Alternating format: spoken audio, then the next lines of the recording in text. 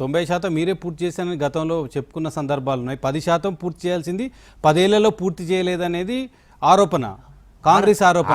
మరి 10%కి ఎన్ని వేల కోట్లు ఖర్చు అవుతుంది?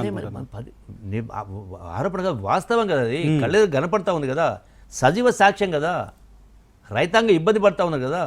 ఎక్కడో ఎందుకు ఇప్పుడు వనపడతాయని ఇటు అన్ని టైలెంట్ ప్రాంతాలు ఉన్నాయి, నీళ్ళే వస్తలేవు. నేను మళ్ళీ అడుగుతున్నా, కృష్ణానది జలాల విషయంలో ఒకప్పుడు బీఆర్ఎస్ ప్రభుత్వం జగన్మోహన్ రెడ్డితో, అప్పుడు ఆంధ్రప్రదేశ్ ముఖ్యమంత్రి ఉన్న జగన్మోహన్ రెడ్డితో క్విడ్ ప్రోకో, ఆయనకున్న సన్నిహిత సంబంధాలతోటి కృష్ణా జలాల దోపిడీకి బార్లా తలుపులు తెరిచారనేది మీ ఆరోపణ. ఇప్పుడు రేవంత్ రెడ్డి గారికి ఇప్పుడున్న ముఖ్యమంత్రి చంద్రబాబు నాయుడుతో ఉన్న సన్నిహిత సంబంధాలతోటి కృష్ణా జలాలు దోపిడీ చేస్తున్నా పట్టించుకోవడం లేదని ఇప్పుడు బీఆర్ఎస్ ఆరోపణ. ఈ రెండు ఆరోపణలలో మొత్తం మీద నష్టపోయేది తెలంగాణ ప్రజానీకం, ప్రధానంగా మీకు సంబంధించి దక్షిణ తెలంగాణ ప్రజానీకం. దీనికి ఏం చెప్తారు? ఇక్కడ దక్షిణ తెలంగాణ, ఉత్తర తెలంగాణ క్వశ్చన్ కాదు, తెలంగాణ రాష్ట్రం సమైక్య రాష్ట్రం నుంచి ఆంధ్రప్రదేశ్ ఏర్పడ్డది, తెలంగాణ రాష్ట్రం వచ్చింది. తెలంగాణ రాష్ట్రం వచ్చినాక మళ్ళీ దక్షిణ ధ్రువ ఉత్తర ధ్రువ మాట్లాడుతుంది. ఇప్పుడు ఒకటి ఇక్కడ ఇంకొక పాయింట్ ఏంటంటే, కేవలం 200 కోట్లు ఖర్చు పెడితే కాళేశ్వరం ప్రాజెక్టు 5 లక్షల ఎకరాలకు నీళ్ళు ఇచ్చే బదులు దాన్ని మాత్రం పట్టించుకోకుండా, మరమ్మతులు చేయకుండా కాళేశ్వరం ప్రాజెక్టుని పెండింగ్లో పెట్టి కేవలం దక్షిణ తెలంగాణ ప్రాజెక్టుల విషయంలో రేవంత్ రెడ్డి మాట్లాడుతున్నారు. ఆయన ప్రాంతానికి తప్ప ఉత్తర తెలంగాణకు ప్రయోజనం చేకూరే విధంగా మాట్లాడడం లేదని ఇది ఇప్పుడు ఈ రెండు ప్రాంతాల మధ్య చిచ్చు పెట్టే ప్రయత్నం కూడా జరుగుతుంది. అది మూర్ఖత్వం. దక్షిణ ఉత్తర అని మాట్లాడే మూర్ఖత్వం, ఎవరు మాట్లాడే మూర్ఖత్వం. అది రియాలిటీ ఫ్యాక్ట్, రియాలిటీ అట్లంటే నేను చెప్తాను కదా. ఇప్పుడు పాలమూరు ప్రాజెక్టు, మనం పాలమూరు అయినాక అటు పోదాం, కాళేశ్వరం పోదాం. పాలమూరుకు సంబంధించి మీరు నీటి కేటాయింపులు తీసుకురాలే, ఎన్విరాన్మెంటల్ క్లియరెన్స్ తీసుకురాలే. రెండవది, మీరు ఇంకో మాట మాట్లాడాడు మళ్ళీ పాలమూరు ప్రాజెక్టు గురించి. పాలమూరు ప్రాజెక్టు గురించి కేసీఆర్ ఏమన్నాడు? జాతికి అంకితం చేస్తుందని ఒక పంపు ఆన్ చేసిండు. అది నార్లా ప్రజల పోసి మొదటి లిఫ్ట్ నుంచి 2వ లిఫ్ట్ వరకు అసలు కెనాలే పూర్తి కావాలి. తర్వాత ఎకరానికి నీళ్ళు ఇవ్వాలంటే కాలువలు ఉండాలి కదా. అసలు ఏ కాలువలు శాంక్షన్ ఈనాటికి కూడా అడ్మినిస్ట్రేటివ్ శాంక్షన్ లేదు.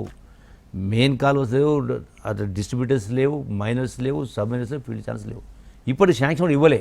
శాంక్షన్ ఇచ్చి ఈ మొత్తం ప్రాజెక్టు పూర్తి చేయాలంటే 80,000 కోట్లు అవుతుందో, అది పూర్తి వరకు 1,00,000 కోట్లు అవుతుందో.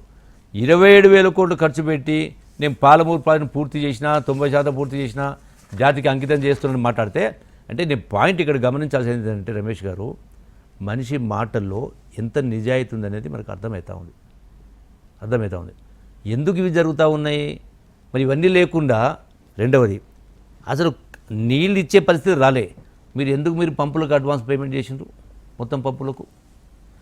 రెండవది, పాలమూరు ప్రాజెక్టు పైన ప్రేమ ఉన్నట్టుగా వలుకబోసినట్టుగా కేసీఆర్ మాట్లాడిన దానికి ఎందుకు 2 టీఎంసీని 1 టీఎంసీ చేసిండు? పాలమూరు ప్రాజెక్టును కాళేశ్వరాన్ని 2 తీసుకొని 3 ఎందుకు చేసిండు? కనపడతా ఉంది కదా, అబద్ధం కాదు కదా. మీరు మరి ఇన్ని అక్కడనేమో రిజర్వాయర్ల విషయానికి వస్తే అది మల్లన్న సాగరు, రంగనాయక సాగర్ రకరకాలు కట్టినారు. ఇక్కడనేమో గట్టుకైనా, జూరాలకైనా, భీమాకైనా రిజర్వాయర్ కట్టలే. అంటే స్పష్టంగా మీరు పంపుల పేరు మీద ఇంకొక పాయింట్ ఇక్కడ ఉంది, మీరు చెప్పాలా? మీరు అనే పాయింట్ అంటే మీరు ఇంతకుముందే ఉత్తర తెలంగాణ, దక్షిణ తెలంగాణ ఆ ప్రాంతాల విభేదాలు వద్దని చెప్తున్నారు. ఒకవేళ కేసీఆర్ మల్లన్న సాగర్ కట్టినా, రంగనాయ సాగర్ కట్టినా, కొండపోచమ్మ కట్టినా, ఇంకొక రిజర్వాయర్ కట్టినా అది తెలంగాణ ప్రాంత ప్రయోజనాల కోసం ఉద్దేశించిందే తప్ప ఆ ప్రాజెక్టులతోటి కేసీఆర్ కొరిగేది ఏం లేదు. ఇక్కడ కట్టకపోతే కేసీఆర్ కొరిగేది ఏం లేదు. ఎందుకు కట్టలేదంటారు? అంటే ఉత్తర తెలంగాణలో రిజర్వాయర్లు నిర్మించి ఇక్కడ రిజర్వాయర్లు నిర్మించకపోవడం పట్ల నీటి లభ్యత లేకపోవడమా, సాంకేతిక కారణాలా, లేదా ఆ ప్రాంతం పైన నిర్లక్ష్యమా, ఆ ప్రాజెక్టులు పూర్తి చేయొద్దనే తలంపుతో కేసీఆర్ ఈ ప్రయత్నాలు చేసిన అనుకోవచ్చు? ఇక్కడ పాలమూరు ప్రాజెక్టుకు సంబంధించి వాటర్ అలొకేషన్ లేదు, ఎన్విరాన్మెంటల్ క్లియరెన్స్ లేదు. తర్వాత దానికి సంబంధించి సుప్రీంకోర్టు స్టే ఇచ్చింది. తర్వాత ఏంటంటే మీరు తాగునీటి కోసమని ఇచ్చిండు.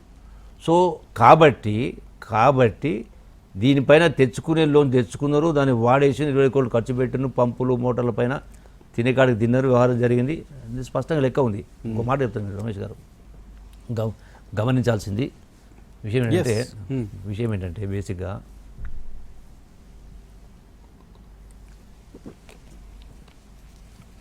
నేను గత శాసనసభ ఇప్పటికి కూడా ఒకసారి పల్లె చెప్పిన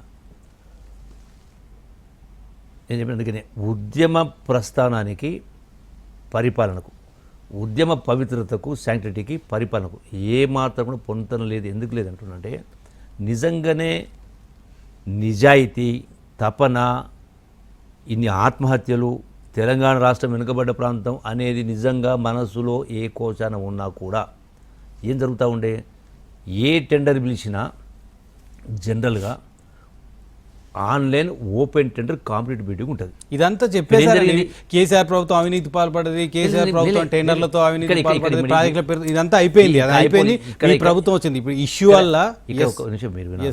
ఎందుకంటే 300 టెండర్ పిలిస్తే 1,80,000 టెండర్ పిలిస్తే అన్నీ కూడా ఆన్లైన్ టెండర్ అంటూ 0.1 లెస్ 0.5 లెస్ 0.01 లెస్ వీళ్ళందరూ కలబడ్డాయా అంటే వీళ్ళు ఇది నీకు ఇది నీకు ఇది నీకు అని చెప్పని వీళ్ళని 50% అయ్యే పనిని 150% అంటే ఈ యొక్క even open bidding competitive bidding అంటే సుమారుగా 40-50 వేల కోట్ల రూపాయలు తెలంగాణ ధనం మిగిలేది. స్పష్టంగా సాక్ష్యాలు ఉన్నాయి, కనపడతా ఉంది.